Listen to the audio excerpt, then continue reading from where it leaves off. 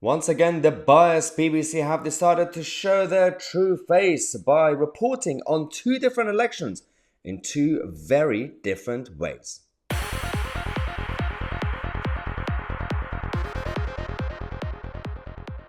They are loving it inside the BBC headquarters, what's going on right now around the world, because they can pick and choose and report whatever they want. You've seen the bias that they've shown in regards to the uprising in Iran.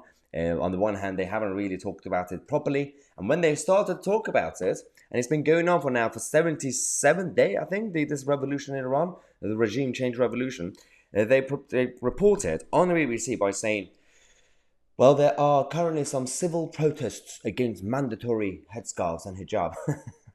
Yeah, sure.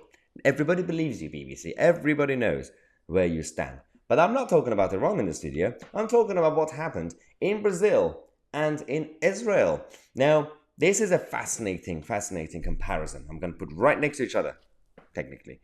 This first headline, 4 days ago, is about the election in Brazil. They said, Lula makes a stunning comeback. He's the hero. Oh, this is such an amazing victory for an ex-convict and criminal. For a nutter who hangs out with the worst people in the world, the dictators of the world, is not some sort of, hero or champion of the people of Brazil. That's one thing. That's why he couldn't really get a big mandate. It was literally 50-50, the election. That's one. Now, also because the other side also messed up the whole situation. There's no good side in this whole case. But let's talk about what's going on now. When we had, over the last couple of days, the election in Israel. Now, this is simply to show the bias. Now, when it comes to the election in Israel, even some people on the right don't really like Netanyahu. Some people really love Netanyahu. It's irrelevant. This is about how the BBC reported compared to the election in Brazil. You remember the headline?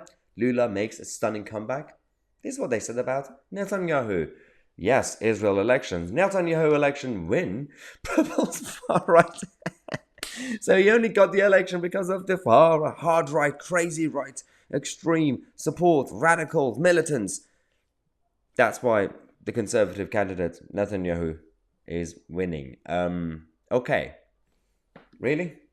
I mean, do you not see a difference? Do you not really understand that some people will catch you out? The problem is, not enough catch them out, and they keep getting away with so much. And they have a loophole as well, because in terms of the broadcasting rules, not just Ofcom, but their own charter that they have, a lot of the rules apply to the actual box television. They can get away with so much on their website and articles. They usually use their own opinion pieces and analysis and sell it as facts. And people are so just confused, like, why do you do this? And how do you get away with it? Because even Sky News or Channel 4 and these guys, they are truly an independent companies, as in like they're private, not independent in that sense. They only have to follow the Ofcom rules. They don't have charters. They don't have royal charters. So they can do opinion pieces, like GB News. GB News does biased opinion pieces, discussions. We've seen that. They do monologues. But the BBC can't do that. It's their own fault. They restricted themselves, obviously, and the government. So you have to be impartial. You have to try to be objective. And that's the whole debate between impartiality and objectivity.